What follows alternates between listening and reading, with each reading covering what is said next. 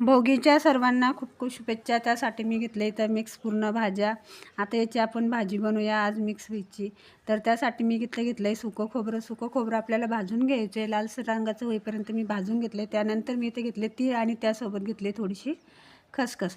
खसखस आणि तीळ पण आपल्याला इथं व्यवस्थित असं भाजून घ्यायचं आहे आणि एका प्लेटमध्ये हे काढून घ्यायचं आहे. त्यानंतर मी इथं गॅसवरती भाजलेले एक कांदा घेतला आहे, त्यासोबत 2 ते 3 हिरवी मिरची घेतली आहे. हिरवी मिरची पण आपण इथं भाजून घेतली. त्यानंतर त्याच कढईमध्ये आपण पाणी घालून घ्यायचं आणि आपल्या ज्या भाज्या घेतलेल्या आपण फळभाज्या त्या कढईमध्ये आपल्याला बॉईल करून घ्यायच्या आहे. वांगे आणि मेथीची भाजी मी साईडला ठेवून घेतली आहे. आता आपण मसाला इथं वाटून घ्यायचा. तर त्यासोबत मी इथं लसूण, अद्रक आणि कोथिंबीर घालून घेतली आहे. हा मसाला आपण एका मिक्सरच्या भांड्यामध्ये घालून घ्यायचा आणि बारीक वाटून घ्यायचा आहे. तर मी इथं मसाला वाटून घेते आणि मसाला वाटून झाल्यानंतर आपण आपल्या फळभाज्या व्यवस्थित झाल्या की नाही ते चेक करून बघूया. तर आपली इथं फळभाज्या छान अशा इथं बॉईल झाल्या आहे. आता आपण या एका बाउलमध्ये साईडला काढून घेऊया आणि आपल्याला त्याच कढईमध्ये आता फोडणी घालून द्यायची. तर मी इथं एक पळी तेल घालून घेतलं आहे. त्यानंतर काही मसाले घालून घेतले, हळदी पावडर, लाल मिरची पावडर, धनिया पावडर आणि कांदा लसूण मसाला छान असा परतून घ्यायचा. त्यासोबतच आपली राहिलेली वांगी आणि मेथीची भाजी घालून घ्यायची, ती पण व्यवस्थित इथं परतून घ्यायची. त्यानंतर मी तो मसाला वाटून घेतला आहे, तो मसाला त्यामध्ये आपण इथं घालून घ्यायचा आणि मसाला छान आपल्याला इथं परतून घ्यायचा आहे.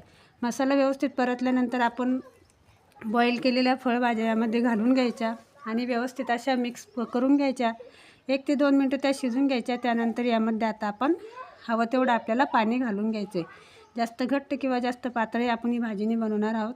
यानंतर मी इथं चवीनुसार मीठ घालून घेतलं आहे. यावरती झाकण ठेवून आपल्याला छान अशी भाजी इथं शिजून घ्यायची आहे.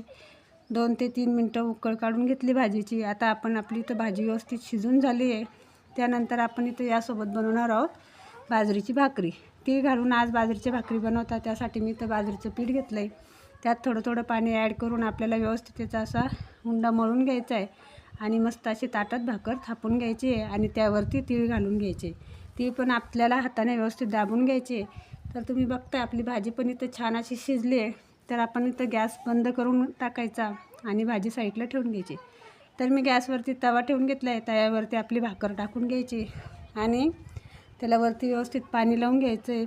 सगळीकडून पाणी लावून घेतल्यानंतर आपल्याला भाकरची पलटी करून घ्यायची. दोन्ही साईडला भाकर आपल्याला व्यवस्थित अशी भाजून घ्यायची. तर मी तर गॅसवरती भाकर मस्त अशी खमंग भाजून घेतली आणि एका ताटामध्ये आपली भाजी, मिक्स भाजी, चपाती आणि सुक्की पण भाजी बनवली, ती पण काढून घेतली. तर कशी वाटली तुम्हाला रेसिपी